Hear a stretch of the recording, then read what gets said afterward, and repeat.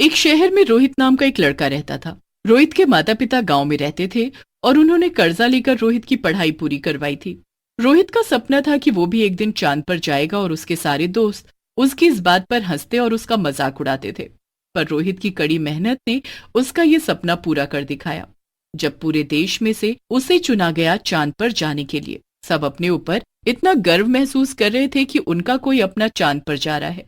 उसके माता पिता की आंखों में खुशी के आंसू और कहीं ना कहीं एक डर भी था। आखिरकार उन्होंने अपने बेटे को शहर ही इतनी मुश्किल से भेजा था। 5 दिन के सफर के बाद रोहित चांद पर पहुंच गया था।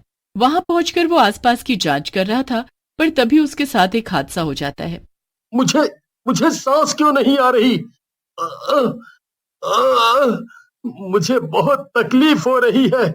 मैं क्या करूं अब? अब मैं नहीं बचूंगा। रोहित का दम घुटने लगता है और धीरे धीरे उसकी आंखें बंद होने लगती हैं। कुछ देर बाद जब रोहित की आंख खुलती है तो उसके आसपास चुड़ैल और भूत होते हैं। रोहित उनको देखकर चिल्लाने लगता है, कौन हो तुम और यहाँ कैसे आए? मेरा नाम रोहित है। मैं पृथ्वी से आया हूँ। अच्छा, तो तुम पृथ्वी से आए हो। अब मतलब हम अपना बदला ले सकेंगे। बदला?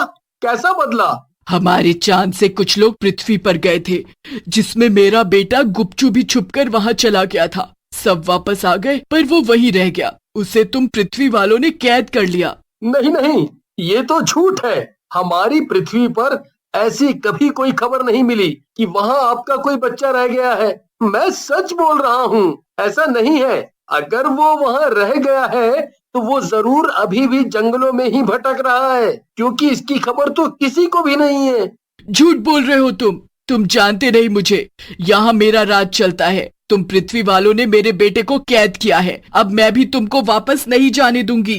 चुड़ैल वहां खड़े भूतों को हुक्म देती है कि वो रोहित को कैद करके रखे। रोहित बेचारा चांद पर उन भूतों और चुड़ैलों के बीच कैद हो जाता है। पृथ्वी से उसका संपर्क भी टूट जाता है और साइंटिस्ट को ये लगने लगता है कि रोहित अब मर चुका है। अब मैं क्या करूं? क्या मैं कभी अपनी दुनिया में वापस नहीं जा पाऊंगा? क्या कभी मैं अपने माँ बाप से नहीं मिल पाऊंगा? वो सब मेरे आने का इंतजार कर रहे होंगे। मैं क्या करूं अब? कैसे समझाऊं इनको कि इनके बेटे को हमने कैद नहीं किया है? रोहित एक सफेद कमरे में बंद होता है और उसके आसपास कोई नहीं होता। रोहित बहुत ही बहादुर और हिम्मत वाला लड़का होता है, पर काफी समय से बंद उसकी भी हालत खराब होने लगती है और उसे बहुत तेज भूख भी लगने लगती है। रोहित एक खिड़की से बाहर झांकता है तो उसे दूर एक भूतिया बच्ची दिखती है। रोहित उसे इशारे से अपने पास बुलाता है। क्या है? मुझे क्यों बुला रहे हो? तुम मेरा कुछ नहीं बिगाड़ सकते, समझे? तुम हमारे पास कैद हो। मैं तुम्हें या किसी को भी कुछ नहीं कहूंगा। मैं अच्छा इंसान हूँ, मुझ पर भरोसा करो, मेरे पास आओ। अगर तुमने मेरे साथ कुछ किया तो? नहीं, मुझ पर भरोसा करो प्लीज। जो पृथ्वी पर कैद है वो मेरा भाई है। तुमने भी तो उसे कैद किया हुआ है ना। मैं तुम पर भरोसा क्यों करूं? नहीं नहीं नहीं, ऐसा कुछ भी नहीं है। वो जरूर किसी मुसीबत में है। मैं उसे ढूंढकर वापस ला सकता हूँ, पर पहले मुझे यहाँ से जाना होगा।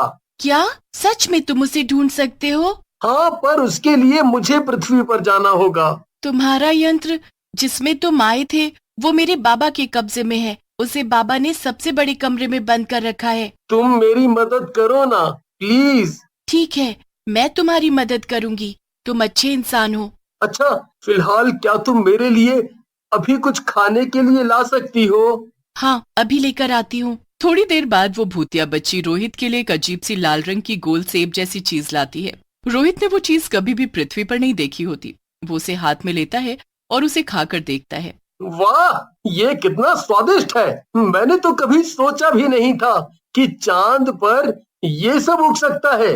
इस चीज का क्या नाम है और ये कहाँ से लाई हो तुम? इसका नाम बाकुल है। यहाँ हम यही खाते हैं। वो जो पहाड़ी है ना, उसके बिल्कुल पीछे। क्या तुम चलकर देखना चाहोगे? हाँ, क्यों नहीं। अभी दरवाजे पर कोई पहरा दे रहा है। जब वो सो जाएगा तब मैं आऊंगी और तुमको चांद की सैर कराऊंगी।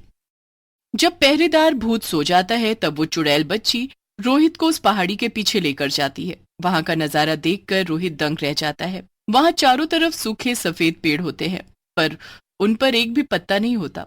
उस पर तो बस बाकुल नाम के वो फल लदे होते हैं। ये कितना खूबसूरत है, सच में मैंने इतनी खूबसूरत जगह कभी नहीं देखी।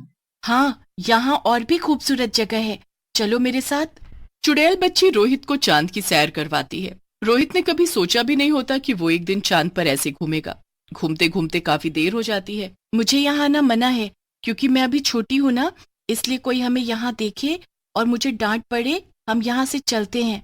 चुड़ैल बच्ची पीछे मुड़ती ही है कि तभी, अभी क्या, अभी चलो तुम यहाँ से, और बंद करो इस लड़के को कमरे में, अच्छे से पहरा रखो, ये बाहर ना आने पाए। चुड़ैल रोहित को वापस कैद कर देती है। अब रोहित के पास वापस जाने की कोई उम्मीद नहीं बचती। अब तो वो चुड़ैल बच्ची भी उससे मिलने नहीं आती। 2-3 दिन बीत जाते हैं और फिर एक दिन रोहित पहरा दे रहे भूत से पूछता है, कहाँ है वो बच्ची?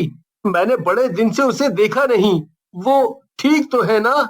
ठीक नहीं है वो, उसकी हालत खराब हो गई है और ये सब तुम्हारी वजह से हुआ है। ओह, मतलब उसे बुखार हो गया है। बुखार? ये क्या होता है? मुझे वहाँ ले चलो, मैं उससे मिलना चाहता हूँ। रोहित उस भूत से उस बच्ची से मिलने की जिद कर रहा होता है कि इतने में उसकी माँ वहां आ जाती है। क्या हो रहा है यहाँ? मुझे मिलना है आपकी बेटी से, उसे बुखार हो गया है, मैं उसे शायद ठीक कर सकता हूँ। प्लीज एक बार मुझे उससे मिलने दो। चुड़ैल कुछ देर सोचती है और उसके पास कोई तरीका भी नहीं होता अपनी बेटी को ठीक करने का। वो रोहित को अपने साथ लेकर अपने घर जाती है, जहाँ चुड़ैल बच्ची बेहोशी की हालत में तप रही होती है। उनका घर बिल्कुल सफेद और बड़ा ही अलग सा होता है। रोहित इधर उधर देखता है और फिर उसकी नजर उस बच्ची पर पड़ती है। मैं आ गया, मैं तुम्हें कुछ नहीं होने दूंगा। रोहित चुड़ैल से वो पानी मांगता है। फिर वो अपने हाथ पर बंधे एक कपड़े के बैंड को उतारता है। उसे पानी में डुबो डुबो कर वो चुड़ैल बच्ची के सर पर रखता है, जिससे उसका तपता शरीर थोड़ा ठंडा होने लगता है। पूरी रात रोहित उसके शरीर पर पट्टी रखता है और आखिरकार चुड़ैल बच्ची को होश आ ही जाता है। होश आते ही वो रोहित को अपने सामने पाती है। वो खुशी से उसे गले लगा लेती है। उस बच्ची के माँ बाप और बाकी सब ये देखकर हैरान रह जाते हैं। आखिरकार सबको समझ आ जाता है कि पृथ्वी से आया वो इंसान एक अच्छा लड़का है। तुमने मेरी बेटी को बचाया, तुम्हारा शुक्रिया। बताओ हम तुम्हारे लिए क्या करें? क्या सच में? जो मैं कहूँगा वो करेंगे आप मेरे लिए? हाँ बिल्कुल, जो मैं एक बार कह देती हूँ वो जरूर करती हूँ।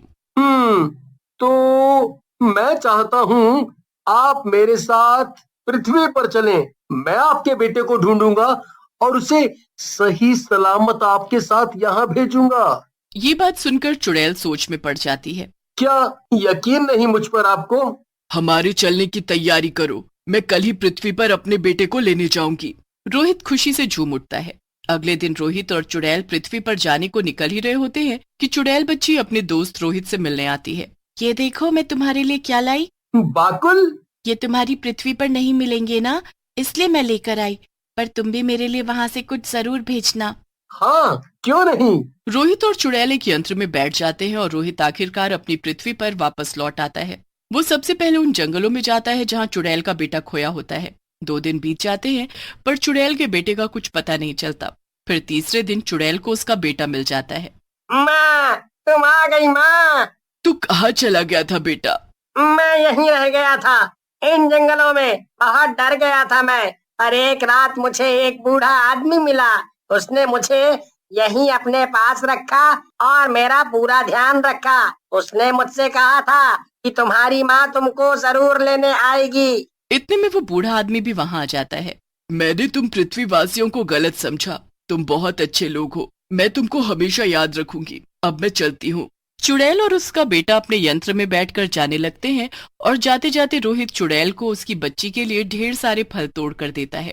उसके बाद रोहित अपने आने की खबर अपनी टीम को देता है और अगले दिन हर चैनल पर रोहित ही रोहित छाया होता है। उसके आने की खुशी हर किसी को होती है। रोहित चांद के किस्से लोगों को सुनाता है, जिसे सुनकर हर कोई हैरान होता है और वो भी अपना ये अनुभव जिंदगी भर याद रखता है।